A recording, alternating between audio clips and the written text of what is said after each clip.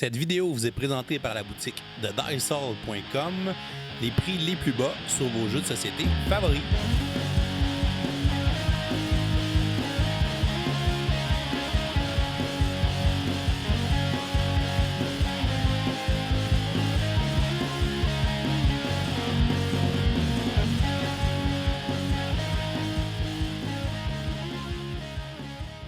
Salut les gamers, bienvenue à Professeur Board Game, je m'appelle David. Aujourd'hui à Board Game 101, je vous présente le jeu Expédition à New Dale. C'est un jeu qui avait été édité en 2019 par Lookout Games et qui vient tout juste d'être traduit en français en 2021 par Funforge. On doit d'ailleurs remercier Funforge qui nous a envoyé 7 copies du jeu qu'on puisse l'essayer pour vous le présenter en vidéo. C'est un jeu de l'auteur Alexander Pfister qui se joue de 1 à 4 joueurs et dont les parties vont durer de 90 à 120 minutes. Le but du jeu va être de marquer le plus de points de victoire pour l'emporter.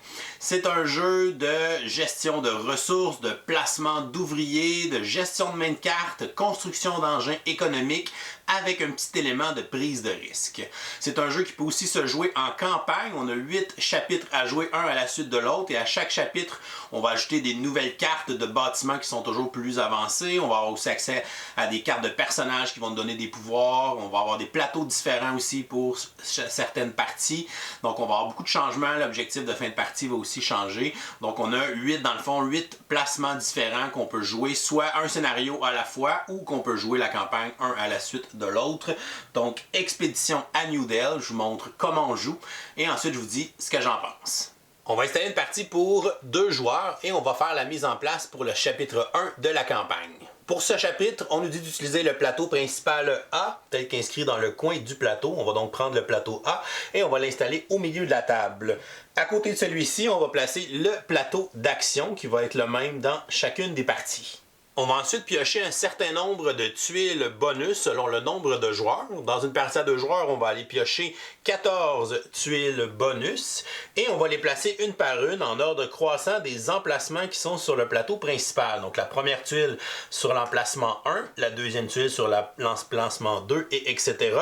Et si on obtient une tuile qui est déjà placée sur le plateau, on va la placer par-dessus au lieu de la placer sur le prochain emplacement. Ensuite, on ira à l'emplacement 3, l'emplacement 4. On a encore une tuile qui est déjà sortie, on la place par-dessus.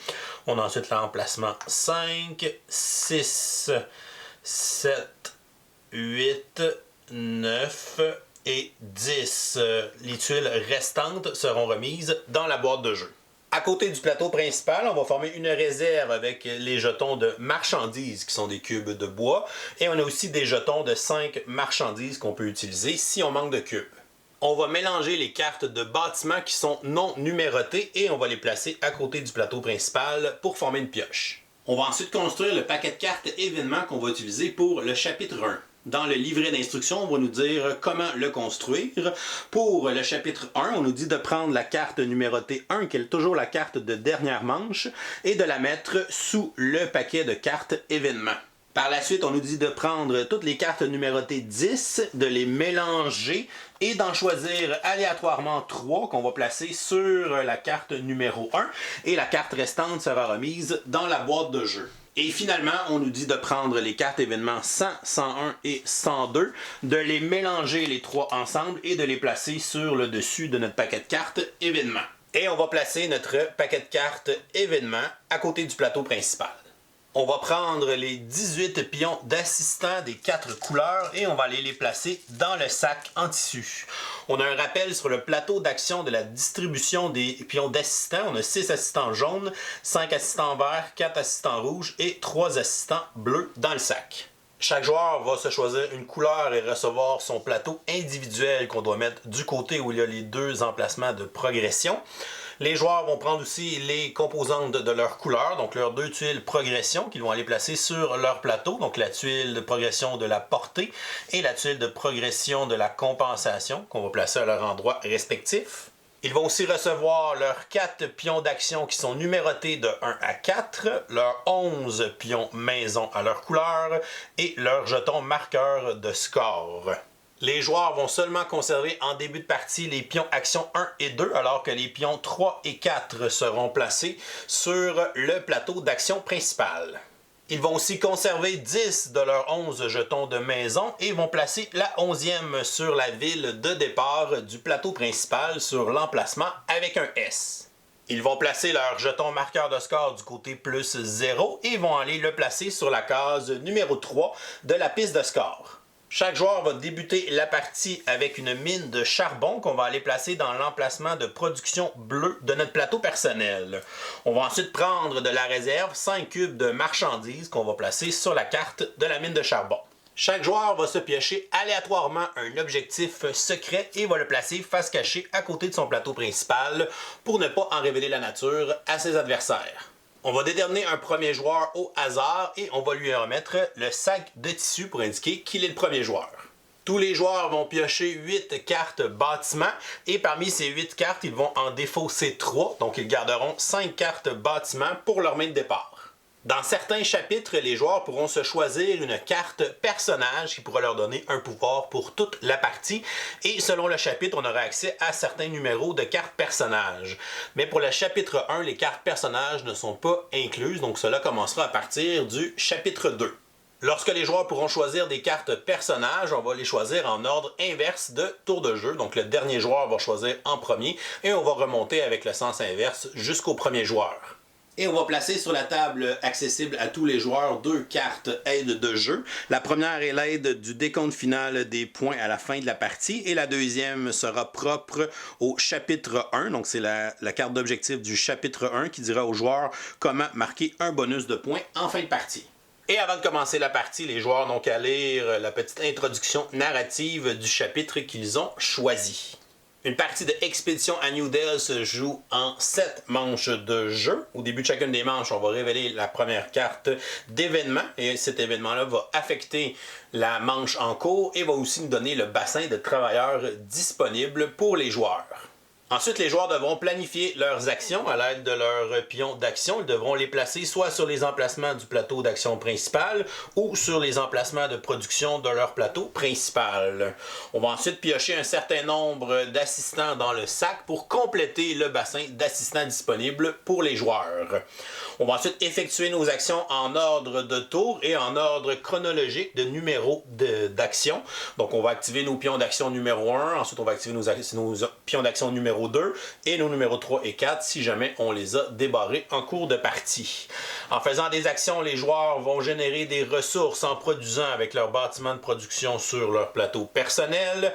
Ils vont pouvoir tenter de gagner des cartes ou différents bénéfices aussi avec les actions principales et ils pourront tenter de construire des cartes bâtiments de leurs mains pour les placer dans les zones de production de leur plateau principal pour avoir de plus en plus de bâtiments de production pour générer des ressources qui nous serviront à acheter d'autres bâtiments et aussi à marquer des points de victoire. À chaque fois que les joueurs vont construire des cartes bâtiments dans leur zone de jeu, ils devront aussi placer une de leurs maisons sur la carte dans une ville où ils ne sont pas encore présents pour pouvoir étendre leur influence et essayer de réclamer différents bonus dans les villes ainsi que les tuiles bonus qui se retrouvent sur le plateau principal. À la fin de la 7e manche, on va passer au décompte final des points et le joueur qui aura marqué le plus de points sur la piste de score sera déclaré vainqueur. Chacune des manches se sépare en 6 phases de jeu. La première phase de jeu est la phase d'événement. On va donc révéler la première carte d'événement du paquet de cartes événement et on va regarder les effets de cette carte. On peut avoir des effets qui sont instantanés, à ce moment-là on va les appliquer tout simplement, ou on peut avoir des effets qui vont nous dire dans quelle phase ils vont s'appliquer. Donc ici dans la phase 3, on va appliquer l'effet qui est ici, qui est de piocher 6 pions d'assistants dans le sac au lieu de 4. On a aussi une information importante sur la carte d'événement, c'est qu'on va avoir à droite un certain nombre d'assistants de chacune des couleurs. Donc ici, on voit qu'on a un assistant disponible de chaque couleur. Donc c'est un aperçu du bassin de travail qui sera disponible dans la manche. On sait qu'il va y avoir un assistant de chaque couleur et on sait qu'on va en piocher 6 au hasard dans le sac. Donc on va pouvoir planifier nos actions en conséquence. La deuxième phase est la phase de planification. Cette phase va se faire simultanément. Les joueurs vont prendre leurs pions action et vont aller les placer sur les cases d'action qu'ils veulent exécuter dans cette manche. Ils peuvent placer des pions d'action sur les cases d'action du plateau d'action principal. Donc on a 5 actions différentes. Et ils peuvent placer leurs pions d'action sur les cases d'action de production de leur plateau personnel. Les joueurs doivent faire attention de la manière qu'ils placent leurs pions d'action, car ils devront les exécuter par la suite en suivant l'ordre numérique de leurs pions d'action. Donc l'action 1 s'exécutera avant l'action 2. Donc si je veux produire des ressources et construire un bâtiment, je devrais placer l'action 1 pour générer les ressources nécessaires et ensuite placer l'action 2 sur l'action de construction. Par exemple, je pourrais placer mon pion d'action 1 sur une des actions de production de ma mine de charbon. Je dois choisir laquelle. On peut avoir l'action qui va être à -1 assistant, l'action à +1 assistant ou l'action à +2 assistants. Plus l'action est difficile, plus elle va générer de cubes de marchandises. Donc, je vais tenter de faire l'action à +2 assistants. Lorsqu'on place un pion d'action sur un emplacement de production, on ne peut pas en placer un deuxième sur le même bâtiment. Donc, je vais le placer sur un autre bâtiment si j'avais d'autres cartes de construite.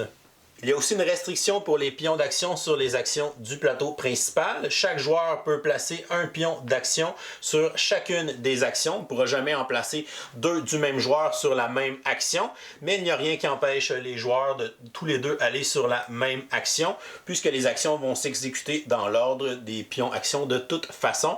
Et je pourrais placer ici mon deuxième sur une action de production comme ceci.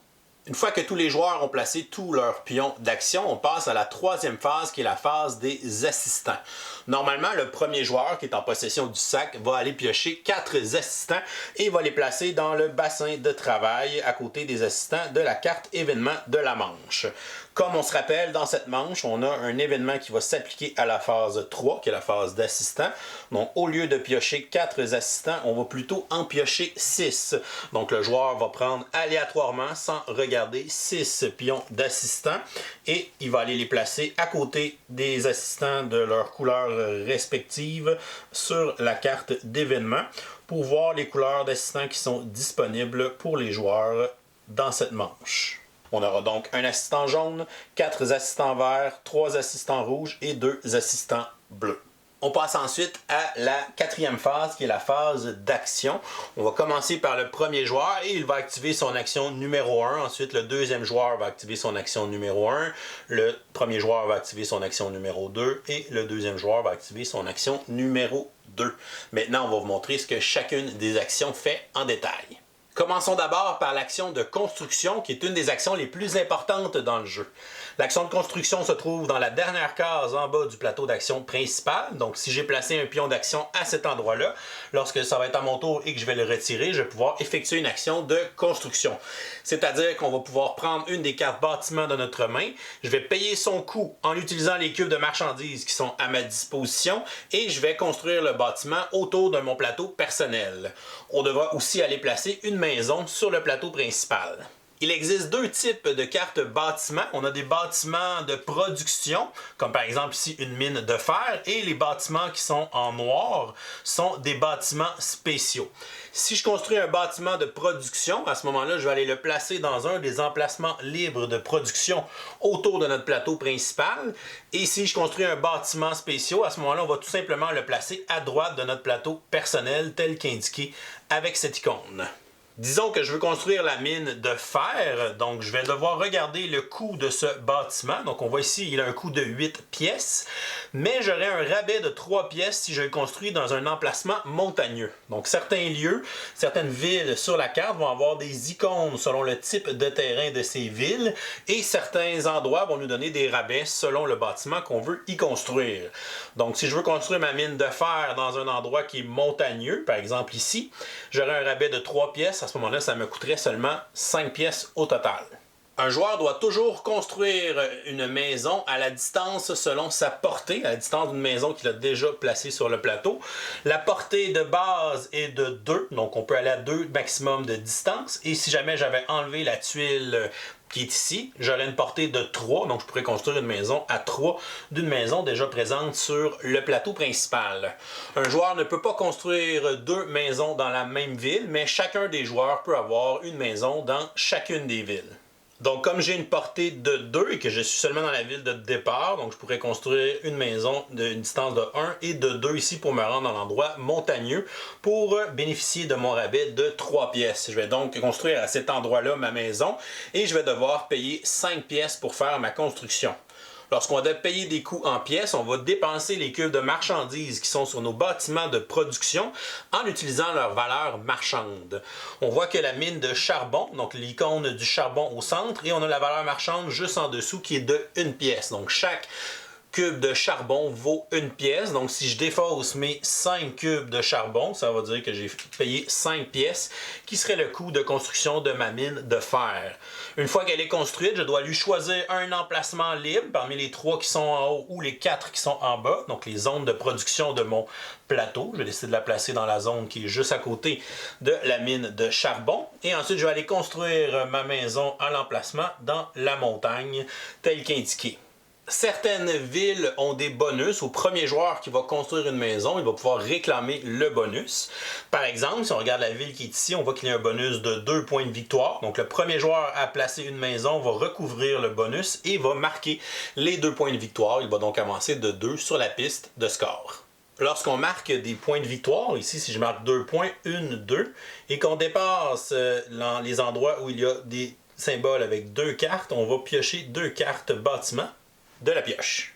Si un joueur n'utilise pas tout son mouvement, par exemple, si j'ai un mouvement de 2, mais que je décide d'aller construire une maison à seulement 1 de distance, je vais pouvoir réclamer une des tuiles bonus qui est adjacente à la ville où je viens de construire. Donc je pourrais prendre cette tuile bonus et la placer dans ma zone de jeu pour pouvoir l'utiliser plus tard dans la partie. Dans certaines villes, on retrouve des bannières de différentes formes avec des formes noires à l'intérieur, ainsi que des villes qui ont des obélisques. Ces endroits sont spécifiques et plus on a de maisons dans ces endroits-là, selon ce qui est écrit dans notre carte d'objectif secret pour marquer des points en fin de partie. Par exemple, cette carte me dit d'aller chercher les bannières avec un rond et aller chercher les obélisques. À chaque fois qu'on fait l'action de construction, qu'on va acheter une carte dans notre zone de jeu, on doit ajouter une maison sur le plateau principal. Donc si on n'a plus de maison dans notre réserve, on ne peut pas effectuer l'action de construction. Les joueurs pourront donc construire un total de 10 cartes bâtiments pendant la partie. Juste en haut de l'action de construction, on retrouve l'action de progresser. Donc, si j'avais un pion d'action à cet endroit-là, je vais pouvoir effectuer cette action. Cette action me coûte 4 pièces d'or et je vais pouvoir retirer une des 2 tuiles progression de mon plateau personnel et je vais aussi marquer 2 points de victoire. Disons que j'avais quelques cubes marchandises sur mes bâtiments de production, par exemple comme ceci. Donc je pourrais payer le coût de 4 pièces d'or, je pourrais utiliser du fer qui a une valeur marchande de 2, donc je pourrais payer 2 cubes de fer pour un total de 4 pièces d'or pour aller faire mon action de progression. Donc je peux décider de retirer la tuile progression de la portée. En la retirant, je vais tomber avec une portée de 3. Donc maintenant, quand je ferai l'action de construction, je vais pouvoir construire à une distance de 3 des autres maisons que j'ai déjà sur le plateau principal.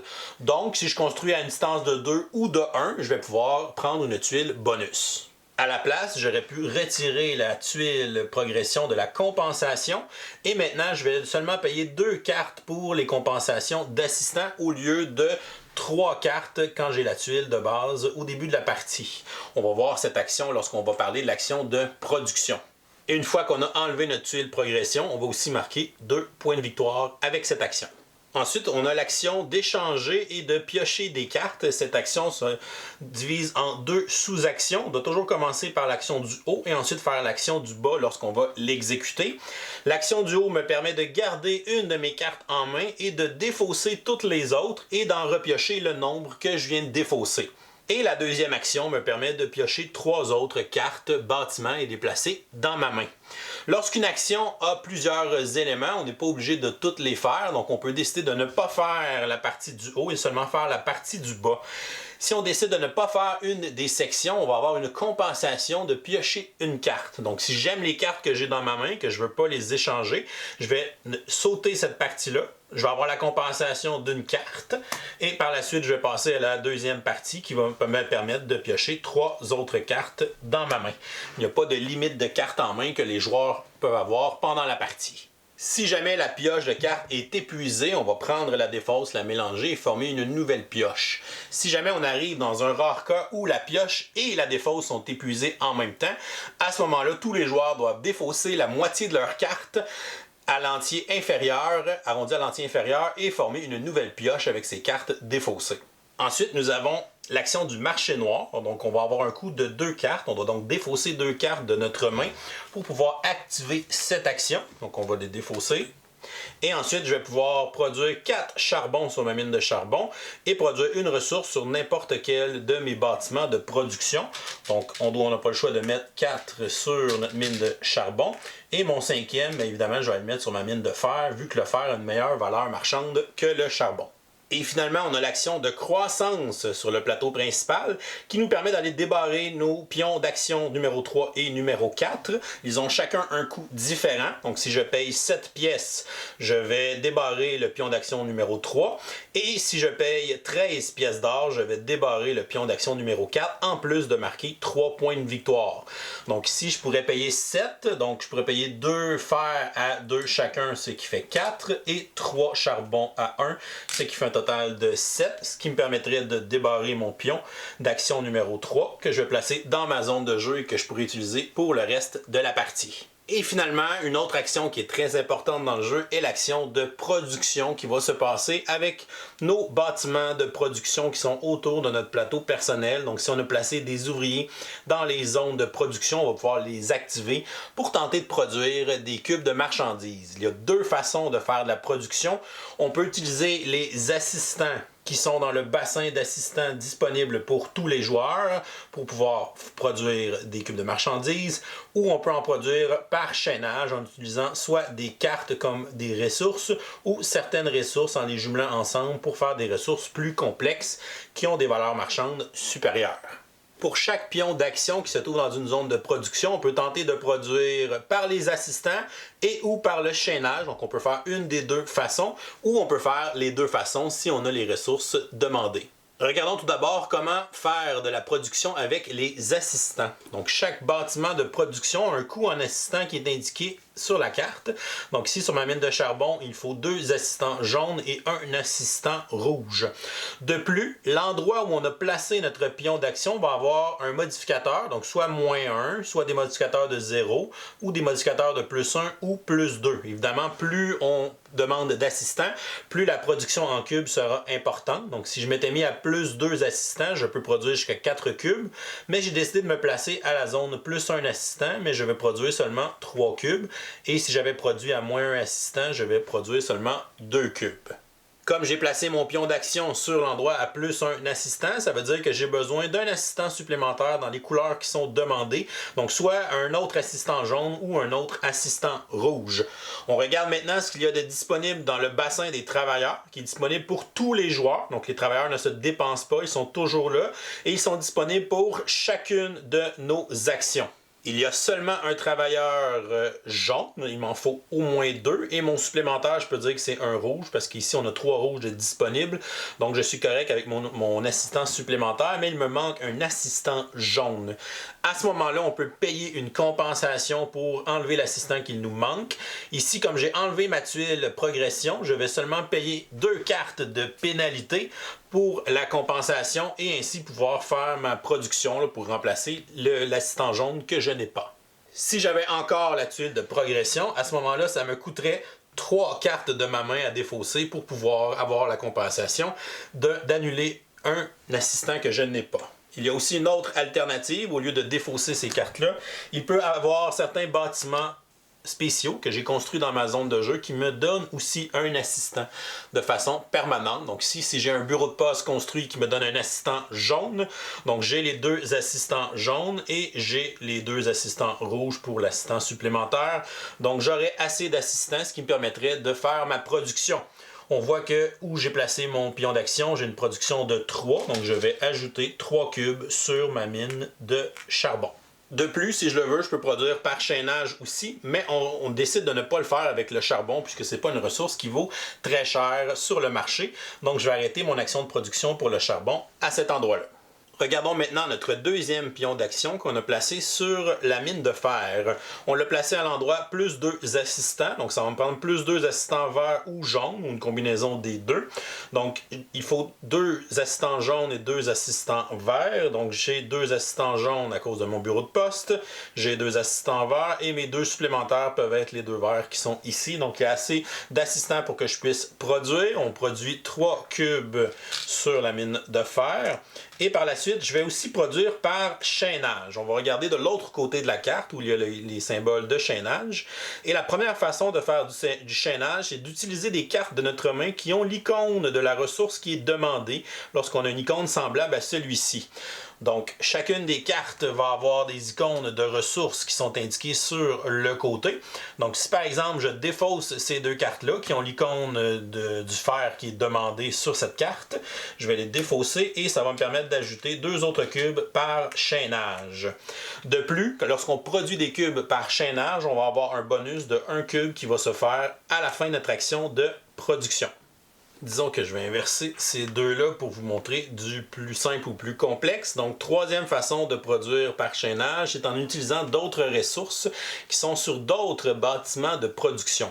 Donc ici, je vais essayer de produire avec les ouvriers. Donc j'ai mis +1, ça me prend 3 ouvriers verts et 2 ouvriers bleus. Et à +1, ça me prend un bleu ou un vert supplémentaire. Comme j'ai 4 assistants verts et 2 bleus, donc j'ai mon ouvrier supplémentaire, je peux donc produire 3 petits cubes de viande sur mon abattoir. Et par la suite, si je veux faire du chaînage, on voit que dans la zone de chaînage, je dois utiliser du bétail. Donc, si j'ai des cubes de marchandises de bétail ici sur ma ferme, je peux les transformer et les abattre dans mon abattoir pour qu'ils deviennent de la viande. Comme c'est un chaînage, je vais aussi gagner un cube supplémentaire à la fin de mon action de production. Et finalement, pour ma fonderie, donc ça me prend 2 ouvriers verts et 3 rouges. J'ai déjà ça sur le bassin commun à tous les joueurs. Donc je vais pouvoir produire 2 cubes d'acier sur ma fonderie. Et par la suite, je veux faire du chaînage. On voit que le chaînage demande du charbon et du fer. Donc pour chaque combinaison d'un charbon et un fer, je peux faire un d'acier. Donc si par exemple, je veux utiliser 3 charbons et 3 fers, je vais ensuite les transformer. Je vais seulement transformer 3 cubes en acier que je vais pouvoir aller placer sur la fonderie. Et comme c'est du chaînage, je vais gagner un cube supplémentaire à la fin de mon action de production. Si jamais on effectue une action de production et qu'il n'y a pas assez d'ouvriers, qu'on ne peut pas payer les coûts, on n'a pas assez de cartes et tout ça. Donc si c'est un échec total et qu'on n'arrive pas à produire avec les assistants ni avec le chaînage, à ce moment-là, on va avoir à piocher une carte bâtiment de la pioche en compensation pour un échec total sur notre chaîne de production. Une fois la phase d'action terminée, on passe à la 5e phase qui est une phase de construction. Donc chaque joueur bénéficiera d'une action de construction s'il le veut et s'il ne veut pas la faire, il va avoir une compensation de piocher 2 cartes bâtiment. Donc ici mon joueur orange ne veut pas construire puisqu'il n'a pas assez de ressources pour payer un bâtiment, il va donc piocher 2 cartes et ajouter à sa main. Alors que mon deuxième joueur, lui, va décider de se construire une scierie. Donc ça coûte 5 pièces, mais si je la construis dans un terrain qui est près de l'eau, ça va coûter seulement 2. Donc je vais aller la construire dans un endroit qui est près de l'eau, qui est ici. Je vais la construire ici, il y a un bonus de 1 point de victoire que je vais marquer. Et ça va seulement me coûter 2 pièces, donc je vais défausser 2 cubes de charbon pour construire ma scierie. Et finalement, la phase 6, qui est la phase des bâtiments spéciaux, qui sont les bâtiments noirs. Donc, certains bâtiments noirs vont avoir des effets dans la phase 6, comme ici, le bâtiment, l'entrepôt de charbon qui va produire 2 charbons sur notre mine de charbon. On va donc acheter 2 cubes de marchandises sur la mine à charbon. Et on passe ensuite à la fin de la manche. Donc le premier joueur va reprendre le sac, va aller remettre tous les assistants dans le sac. Il va passer le sac au prochain joueur qui deviendra premier joueur pour la prochaine manche. Et on va retirer de la partie la carte d'événement. Certaines cartes d'événement auront un effet à la fin de la manche. À ce moment-là, on va tout simplement lire et appliquer l'effet. Et ensuite, on est prêt à commencer une nouvelle manche. Donc, on va révéler la phase 1, la phase d'événement. On va révéler la première carte et on a ici un effet instantané avec un éclair. Donc, on va appliquer cet effet-là et on va voir aussi les assistants qui sont disponibles dans le bassin d'ouvriers avant qu'on puisse les en piocher d'autres dans la phase 3. Et la partie va se continuer ainsi. On va jouer la deuxième manche, la troisième manche, la quatrième, la cinquième, la sixième et la septième manche. À la fin de la 7e manche, il y a toujours cette carte d'événement qui va nous rappeler qu'à la fin de cette manche, il y a quelque chose de spécial qui va se passer. On va pouvoir activer tous nos chaînages sur nos chaînes de production une dernière fois avant le décompte final, mais on n'aura pas les bonus de marchandises par chaînage pour ces activations. Une fois que ce sera fait, on va passer à la fin de la partie et au décompte final des points. Premièrement, on va comparer la force militaire des deux joueurs. Donc, certains bâtiments spéciaux vont nous donner des points militaires avec l'icône du point. Donc, le joueur qui a le plus de points militaires va faire 4 points de victoire et le deuxième va faire 2 points de victoire. Si jamais un joueur a 0 points militaires, à ce moment-là, il score 0 points bonus pour cet aspect du jeu. Si on a une égalité et que les deux joueurs ont autant de points militaires, les deux vont scorer 4 points de victoire. Ceci est rappelé sur la carte de décompte de fin de partie, donc les bonus de points militaires, 4 au premier, 2 au deuxième et 1 point au troisième si on joue à 3 joueurs et plus. Par la suite, on va faire les points de l'objectif principal, c'est l'objectif du chapitre. Donc ici, c'est le chapitre 1, c'est l'objectif ration. Donc les joueurs peuvent convertir des valeurs marchandes de maïs, de pain ou de viande pour scorer des points. Ils peuvent convertir une valeur marchande de 8 pour faire 6 points ou une valeur marchande de 20 pour faire 12 points, mais ils peuvent seulement faire un des deux objectifs. Ici, je pourrais transformer mes cubes de viande. Donc j'ai 5 cubes de viande qui ont une valeur marchande de 4, ça fait un total de 20 pièces, ce qui va me permettre de marquer les 12 points de victoire avec l'objectif principal du chapitre 1. Ensuite, on va regarder toutes les valeurs marchandes des cubes marchandises qui nous restent et pour chaque tranche de 5 pièces d'or, on va marquer 1 point de victoire. Ici, il me reste de l'acier et du tissu. Donc ici, j'ai un total d'une valeur marchande de 20 pièces en acier et même chose, j'ai une valeur marchande ici de 20 pièces en tissu. J'ai donc une valeur marchande totale de 40 pièces. Si on divise ça par 5, ça fait 8 points de victoire avec mes marchandises restantes. Ensuite, on va scorer l'objectif secret. Donc, les joueurs vont révéler leur carte d'objectif secret et vont scorer des points pour les endroits où ils ont des maisons qui demandent les critères de leur carte objectif. Ici, je vais marquer 2 points par maison qui est sur une ville qui a une bannière ronde et 2 points sur chacune des villes qu'il y a un obélisque. La partie du bas est la même pour chaque carte d'objectif secret. Et finalement, on va additionner les valeurs de points de victoire de tous les bâtiments que nous avons réussi à construire pendant la partie et on va ajouter ça à notre score final et le joueur qui aura le plus haut score sera déclaré vainqueur. Si jamais on a une égalité, c'est le joueur qui est le plus loin du premier joueur qui va départager l'égalité. On va remettre au joueur gagnant la coupe du vainqueur. Et voilà, c'est comme ça qu'on joue à Expédition à New Dale. Je vous reviens avec mon opinion personnelle. Qu'est-ce que je pense de Expédition à New Dale? On va regarder les côtés positifs. Premièrement, le jeu a un bon visuel. C'est pas à nous jeter à terre, mais ça fait quand même très bien la job sur les cartes de bâtiment, tout ça, les dessins. Donc c'est quand même très bien. C'est vraiment dans le style jeu euro. Ensuite, j'ai vraiment adoré le gameplay parce que j'aime beaucoup les jeux de construction d'engins, surtout ceux avec des cartes. Donc on construit des cartes, des bâtiments, on fait des combos, tout ça. Donc on a vraiment un feeling très intéressant dans celui-là. Et ça me fait penser un peu à un Imperial Settler si on veut. Donc on construit un tableau, on va utiliser ces bâtiments-là ensuite pour produire des choses, convertir des ressources, essayer de faire plus d'argent, faire des plus gros bâtiments, faire des points, etc. Donc c'est vraiment intéressant comme système. J'ai adoré le plateau de joueurs de la manière qui est fait. Donc l'iconographie dans le jeu. Premièrement, on a un résumé là, du tour de jeu qui est au milieu. Donc très très facile à voir. Okay, la phase 1, c'est ça, c'est l'événement. Phase 2, on planifie. Phase 3, on pioche les assistants, etc. Fait que c'est un beau résumé qui est sur le plateau de jeu en plus. Il est très fonctionnel, le fait d'avoir toutes nos zones de production qui sont là autour, on met nos cartes, c'est nous qui décidons où on place les cartes. Est-ce que je veux une zone qui produit à +2 ou une zone qui me laisse un peu plus de latitude? Fait que c'est intéressant de décider où tu mets tes cartes autour de ton plateau, donc ça c'est super intéressant. C'est un jeu que la durée est limitée, donc ça dure tout le temps 7 manches. Donc c'est un jeu où la planification elle est très serrée, mais comme on sait quand la partie s'achève, quand la partie se termine, ben ça nous permet justement de développer nos affaires puis finir nos combos à temps pour qu'au dernier tour de jeu, justement, on fasse des gros bâtiments, on fasse plein de points, tout ça. Donc ça, c'est vraiment le fun de savoir la durée du jeu pour pouvoir bien planifier nos choses. Dans ce genre de jeu-là, c'est quelque chose que j'apprécie beaucoup. Le mode campagne dans le jeu, c'est super intéressant parce qu'on a 8 scénarios, 8 chapitres. On a même des embranchements à certains chapitres selon ce qu'on a fait, selon ce qui est arrivé. On va prendre le scénario 3A ou 3B, etc. Fait que ça fait de la variété dans vos parties, plus vous allez jouer. C'est sûr que c'est intéressant de le faire avec le même groupe de joueurs, mais une fois que c'est fait, il n'y a rien qui vous empêche de jouer le scénario 7, de jouer le scénario 5 si vous avez aimé mieux cette carte-là, parce qu'il y a plusieurs plateaux. Fait que c'est intéressant. Les plateaux vont changer d'un chapitre à l'autre. Les objectifs de fin de partie vont être différents, les personnages qu'on va utiliser vont être différents, il y a des cartes qui vont s'ajouter au fur et à mesure. Même dans la partie 1, il y a un événement qui va faire ajouter des nouvelles cartes déjà dans la partie. Fait que ça, c'est intéressant de voir cette progression-là d'un scénario à l'autre. Il y a quand même quelques surprises qui sont là. J'ai pas encore terminé la campagne, mais ça me motive vraiment à continuer et à découvrir ce que ce jeu-là peut nous offrir, puis les petites surprises qui sont cachées là-dedans. Fait que c'est super intéressant le système de scénario.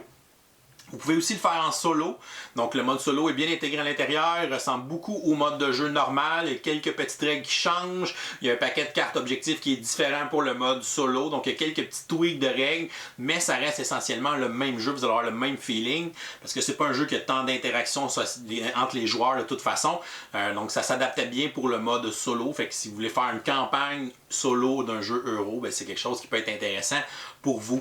Quelque chose que j'aime beaucoup aussi dans les jeux euro, c'est des cartes multi-usages. Donc là, je peux avoir les cartes comme bâtiment, mais je peux aussi avoir les cartes que je peux utiliser comme des ressources. Il y a certaines actions qu'il faut défausser des cartes, fait que c'est toujours bon d'en avoir en main.